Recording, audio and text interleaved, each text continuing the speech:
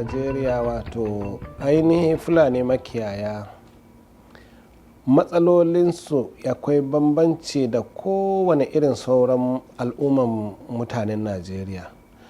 Dalilin da ya sa na faɗa haka don abin da ke Fulani suke bukata ba wai shine wasu suke bukata ba. Bukatun Fulani makiyaya mafi yawa a cikin kashi 100 kashi 75 duk gaba ɗaya harka ne na daji. To Fulani suna da bukatan guraren zama na musamman. Fulani suna bukatan ainihi guraren da za su rika aiwatar da harkokinsu kamar abin da ya shafi hidindimun asibiti, hidindimun makarantunsu da sauransu. Za ka tarar da cewa rigan Fulani kafin ka kai gari ya kai kilomita wani lokaci 70-80, yadda ya kusa kilomita 30 zuwa 45. To saboda Allah wa'annan mutanen nan ai ya cancanta da a mai da hankali a samar musu abubuwan more rayuwa kamar guraren asibitotinsu da kuma wurin shayar da ruwa na dabbobinsu da kuma gurin zamansu ba tare da an tsangwame su ba. Amma kaico abin takaici abin da Fulani suke fama da shi, ba Fulatani ne zai zauna shekara 80 a haifi baban shi a guri ya tashi ya ga kansa yana wurin kusan shekara 150, amma waɗanda suke wannan wurin suna masa kallon cewa baƙo ne, bai ma cancanta da ya zauna wannan wuri ba. In ka duba kuma ainihi abubuwan da suke ta faruwa kamar harkokin abin da ya shafi dabbobin da ake amfani da su a ƙasar nan gaba ɗaya, cikin kashi 100 ciki kashi 99.9 duk gaba ɗaya dabbobin Fulani waɗanda suke mazauna dajujjukan nan da dabbobinsu ake amfani da shi. Waɗanda suke ba da irin wannan gudunmawa a ƙasa ya cancanta da cewa a ba su kulawa ta musamman yadda aka ba ministry na Niger Delta. An kafa musu ministry na musamman don kula da abin da ya shafi wannan yankin, ganin cewa suna da mai. Wajibi ne in har ana so a ji daɗin al'amura abin da ya shafi ƙasa, a kafa ministry na Fulani makiyaya. Kafa ministry na makiyayan nan zai ba da dama Najeriya kankanta a ƙara samun kuɗaɗen shiga, a ƙara samun kwanciyar hankali tsakanin masu noma da waɗanda ba masu noma ba, ko Fulani da waɗanda ba Fulani ba, a ƙara samun duk abubuwan da ake bukata 'ya'yan Fulani su tafi makarantu don in an yi ilimi ina je babu wani tashin hankalin da za a yi da wanda ainihi ya samu ilimi. Wannan shi sa na buƙaci wannan gwamnati, sabuwar gwamnati wanda za ta shigo, ta aiwatar da wannan ministry. Hakan zai kawo zaman lafiya. Har ma wani abin da nake cewa, idan aka duba litan madara na dabbobi da kuma litan mai nawa ake sai da litan mai? Ina ji naira 190. To ka je ka samu litan madara ina ji za ka saye shi naira 1,500. To da litan mai da litan madara na dabbobi wanne ne yake da tsada? To in akwai hankali a auna a gani mana, sai a mai da hankali ga abin nan. So kaga in ni kai tsaye zan iya cewa gudunmawan da dabbobi suke badawa a Najeriya yana tattalin arziki, to yana tafiya kankan tare da ainihin abin da mai take badawa a ƙasar nan. Wato kana ganin cewa idan za a mai da hankali a kai abin da za a samu na kudaden shiga a wannan fanni zai yi wannan a sosai. Wannan kan ba wai ba, wannan kan aka samu masu hankali da masu ilimi za su iya gaya maka wannan abin da nake cewa haka take, kuma haka ɗin al'amarin yake. Wannan a dubi wannan magana da idon basira. Wannan shi ya ƙara samu muka tsunduma da harkan siyasa, muka ba da gudunmawarmu. domin mu tabbatar da cewa an gudu tare da mu an tsira tare da mu. To alhamdulillah muna kyautata ma wannan gwamnati mai zuwa, muna kyautata tsammani watakila za a duba al'amura na makiyaya fiye da sauran lokutan bayan da aka yi. Kalli bangaren wato ilimi da kai magana a bayansa, a baya can da an kafa cibiyoyi na samar da ilimi ga 'ya'yan fulani, wani hali suke ciki a yanzu? Wannan cibiyoyin ni ana wa gani gaskiya fi sabilillahi sai dai an sake dubawa kwarai da gaske. Idan mun yadda akwai nomadic, amma ana ba su kuɗi, ana ba ministirin kuɗi, ana ba da wannan bangaren kuɗi yayin da ya dace don a gudanar da al'amuran. Na so da dama nakan ziyartar wasu makarantu wanda duk kaga an tura shi irin wannan makarantar watakila bai da ilimi, ko wani mashayi ne can wanda kai ma an gaji da shi ba zuwa aiki, an tura shi can gurin nan, sai kaga yara su je su yi wasa su dawo, su yi wasa su dawo. Da wannan dalilin ma nake cewa fulani makiyaya kada su jira wannan makarantun nomadic. Duk inda wata makaranta take na 'ya'yan kowa da kowa ke zuwa su sa ɗansu ko 'yarsu a wannan gurin tun a ci gaba da bawa 'ya'ya ilimi. Wannan nomadic mun yadda da ita, an kafa ta da niyya mai kyau, to amma ba a bata kulawa. Ko da yake ni ba ma'aikacin wannan ministry ba ne, amma na tabbatar da cewa akwai sakel a cikin lamarin. Wato na fuskanci akwai wato da cikin nadi ke. A wannan gaskiya ne, don saboda babu yadda za a aikace wannan ministry kaza ne na kaza amma kuma watakila ba a kula. Don akwai lokacin da na tuntuyi wasu daga cikinsu a national conference din da muka kira, ko national festival din da muka kira, mun fahimci cewa a jawabe-jawabensu a faifofin da suka gabatar mana da cewa suna kokawa a ainihi abin da ya shafi ba a ba su kulawa. Dama miyatti Allah kautal hore kungiya ce na makiyaya zalla wanda kuma ta shafi kare muradun fulani da kuma taimaka musu da kyauta da zamantakewansu da waɗanda ba fulani ba. Hakikanin gaskiya a gwamnoni kamar gwamnan jihar Benue ya yi rawar gani a kan abin da ya shafi kawo yanayin fitintinu da haddasa yanayi mara daɗi a cikin fulani. Dalilin da ya sa mun tafi kotu, wannan shari'a na kotu har yanzu tana nan, muna kuma bugawa, kuma in Allah ya sa da muna kyautata tsammani za a ji rokonmu kuma za a janye wannan dokan. Ba ma bukata irin wannan doka na hana fulani kiwo a Najeriya, abun ba zai taɓa yiwuwa ba. A ƙasashen da suka ci gaba lallai an yi haka a wasu gurare, wasu ƙasashe, amma su ma yanzu ma sun ma bari, sun ma dawo a kiwon da ai shafi na kowa da kowa, irin dabbobi su je su yi kiwo su dawo.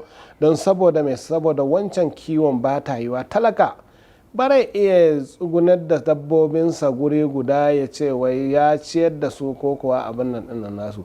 Shi sa wato tatsuniyan da aka riƙa yi, a ce maka rancin, a ce maka cattle colonic, a ce maka menene, a ce maka menene, duk wannan kalmomi ne na 'yan siyasa wanda aka yi na shekara 8 wanda za su cuɗe kwanan nan. Amma abin da muka sani akwai grazing reserve.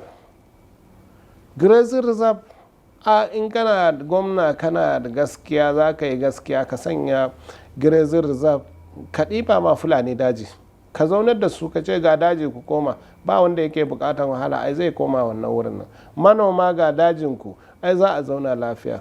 Wannan wanda suka haramta kiwo, in ka duba yanzu mafi yawa a jihohinsu an haramta musu ma, ko da ma a ƙabilunsu sun haramta musu zamowa senatoci don saboda sun zamanto musu fitina a ma jihohin nasu. Kamar gwamnan Benue, ai mutanensa 'yan uwansa tibi ai sun haramta mishi zamanto senata, sun kuma karbe mulkin ma daga ma wannan bangaren da yake ciki, sun mai da shi APC. Ba don komai ba, don saboda harka na zalunci wanda ya rika zaluntar mutane. Kuma fulani a duk inda suke dama suna zaune, suna tare da kowa a duk inda suke. Wannan muna nan ci gaba da, za mu kuma ci gaba da kalubalantar duk wani gwamna koko duk wani wanda yake tunani shi mai faɗa a jinin, inda zai kawo abin da zai kawo tarnaƙi ga fulani, lallai za mu kalubalance shi bara mu yadda ba, kuma ina ji karsanta za mu haɗu da shi a kotu kamar yadda muka ci gaba da haɗuwa da sauran gwamnoni a kotu. Na ji wannan maganar biliyan 3 yau, ina ji sati ɗaya kenan. ina ma mamaki suwaye za a raba musu wannan kuɗin, kuma ministry dai lalle na agric, amma ina ji ba za su iya sanin ina ne ma fulani suke ba. Kuma mu watakila ba a neme mu ba, kuma ba mu da ma labari a social media ne muka ji maganar wannan kuɗin. Idan tukurorinmu kamar miyatti Allah cattle breeders an sanar da su koko suna a sane da wannan, ba su neme mu ba wata kungiyar da ta tuntube mu, to akwai kuskure a cikin lamarin, ba fulanin ake so a yi wa ba. Abun ya haɗu kashi biyu. Na farko dai wannan gwamnati ta zo karewa, yau saura kwana 8 ta kare. To ina kuma mamaki yaushe za a ɗau lokaci har a sake raba ma fulani irin wannan kuɗin. To ni kawai yadda na ɗauka kila abin karsanta ya zamanto irin na tatsuniya wanda aka rika fama da shi a cattle colony, a rancin, a wani model kaza za a yi kiwon zamani, za a yi kiwon wane ne da sauransu, za a tsugun da fulani. Wannan na ɗauka haka ne, amma kuma a hakikanin gaskiya mafi yawan makiyaya dai ba su san da wannan labarin kuɗi ba wanda ya gaya musu, babu kuma wanda ya tuntuɓe su. To za mu yi mamaki in ma za a raba kuɗin nan ne suwaye za a raba musu kuɗin, kuma idan har za a yi abun a ɓoye, to ai kaga ainihi lalle ba abu ne na kirki aka sirya ba. Watakila ko ana tunani, watakila ina ji za a samu wasu mutane a raba musu wannan kuɗin kawai, ina ji su sa aljihunsu ko kuma kuɗin sallamansu ne.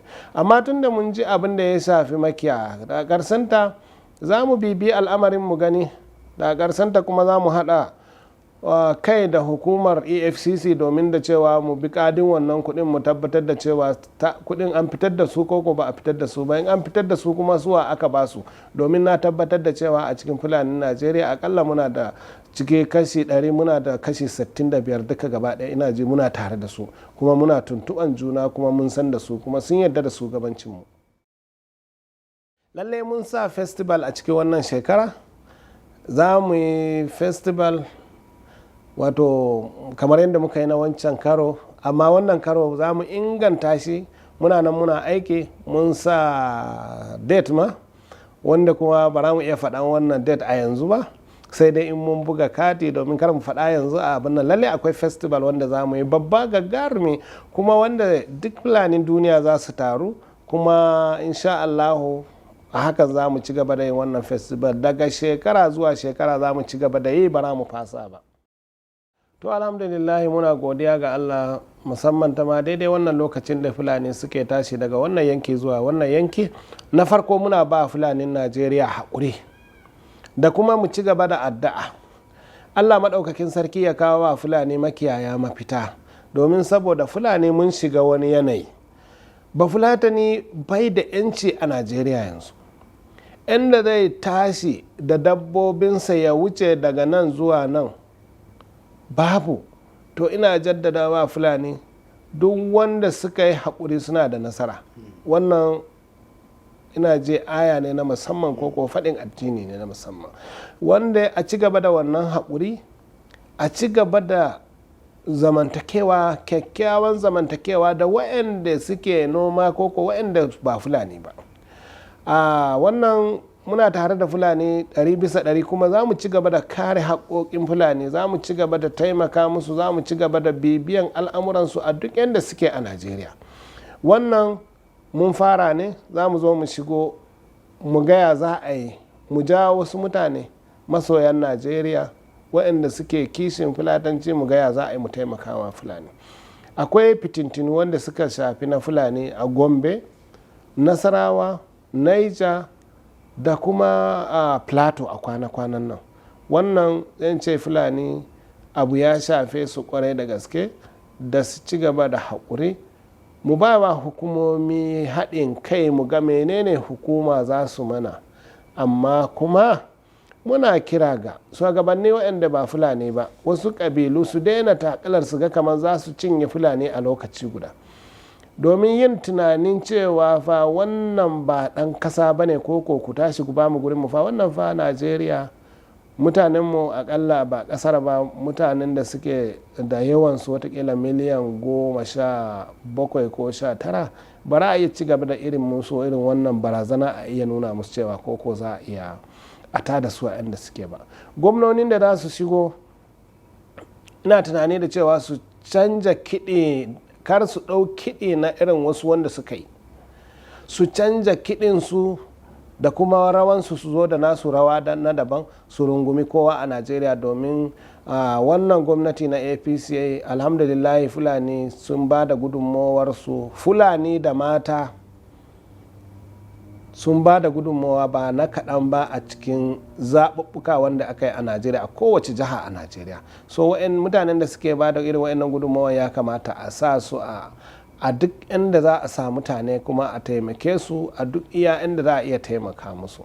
Wannan shine babban kirana da wanda zan yi. Hukumomi, Inspector General na 'yan sanda da sauran hukumomi na Najeriya, DSS, sojoji, a yi aiki ba sani ba sabo domin kawo zaman lafiya a Najeriya. Muna fatan alhairi, Allah Ubangiji ya taimake.